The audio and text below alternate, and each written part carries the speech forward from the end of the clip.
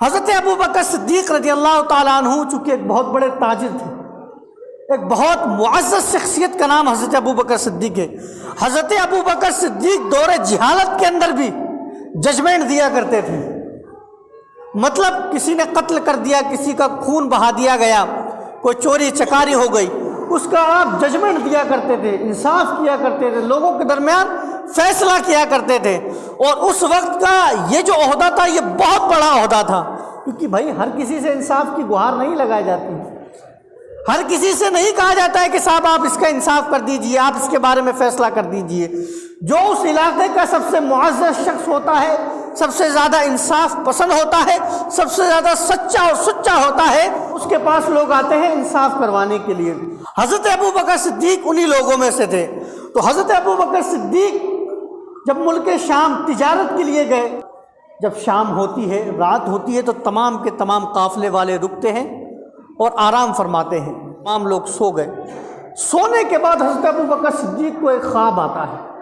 خواب یہ ہے کہ آپ دیکھتے ہیں کہ ایک چاند میرے قریب آ رہا ہے، ایک چاند میرے قریب آ رہا ہے، اور وہ آ کر میری گود کے اندر سما جاتا ہے، بیٹھ جاتا ہے، یا آ جاتا ہے، جو اپنی زبان میں ہم کہہ لیں، ایک چاند میری گود میں آ جاتا ہے۔ حضرت ابو بکر صدیق نے جب یہ خواب دیکھا، آپ بے چین ہوئے، بے چین ہونے کے بعد آپ رات ہی کے اندر بیدار ہوئے۔ بیدار ہونے کے بعد اس علاقے کا جو راہب تھا، بحیرہ راہب جس کا نام تھا، اس کے پاس صدیق اکبر رضی اللہ تعالیٰ عنہ پہنچے۔ آپ نے کہا کہ مجھے یہ خواب آیا ہے۔ خواب کیا ہے کہ میں دیکھتا ہوں کہ میرے ایک چاند میرے قریب آ رہا ہے، وہ اتنا قریب آیا کہ میری وہ گود کے اندر آ گیا۔ اس راہب نے حضرت ابو بکر صدیق سے کہا کہ تمہارا نام کیا ہے؟ تمہارا نام کیا ہے؟ انہوں نے کہا میرا نام ابو بکر ہے۔ بولا کس قوم سے تعلق ہے تمہارا، کس قبیلے سے تعلق ہے؟ آپ کہنے لگے کہ میں قریش سے تعلق رکھتا ہوں۔ بولا کہاں سے آئے ہو وہ بھی بتاؤ۔ آپ نے فرمایا کہ میں مکہ سے آیا ہوں۔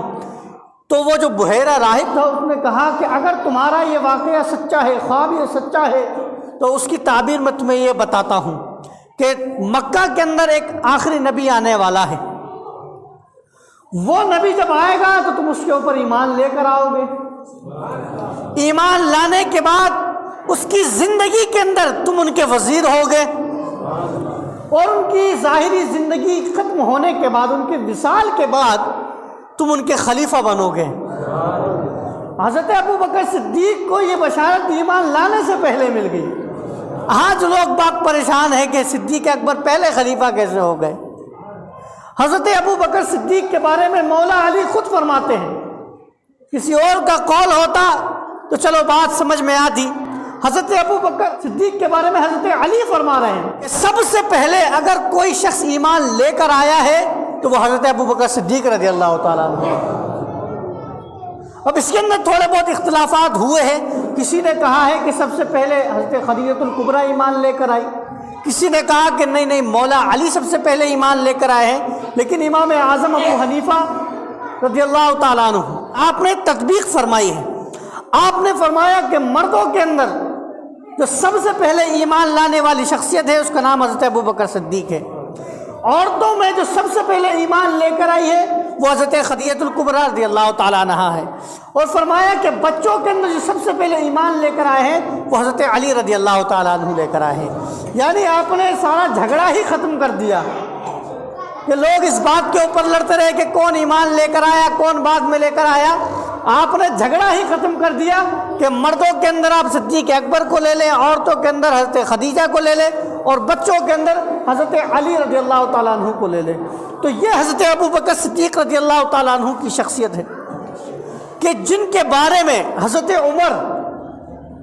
عمر صدیق اکبر کے بارے میں فرماتے ہیں کہ حضرت ابو بکر صدیق رضی اللہ تعالیٰ عنہ کا جو ایمان ہے اس کو ایک پلڑے میں رکھا جائے، اور پوری دنیا کے اندر جتنے بھی ایمان والے ہیں یا قیامت تک آئیں گے ان تمام لوگوں کا ایمان ایک پلڑے میں رکھا جائے تو حضرت ابو بکر صدیق کا جو ایمان والا پلڑا ہے وہ بھاری ہو جائے گا۔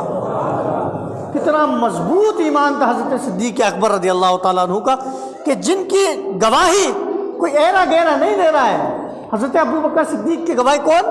حضرت عمر فاروق دے رہے ہیں کہ جن کو دیکھ کر شیطان بھی بھاگ جاتا ہے، وہ یہ کہہ رہے ہیں کہ یہ ایمان ہے حضرت ابوبکر صدیق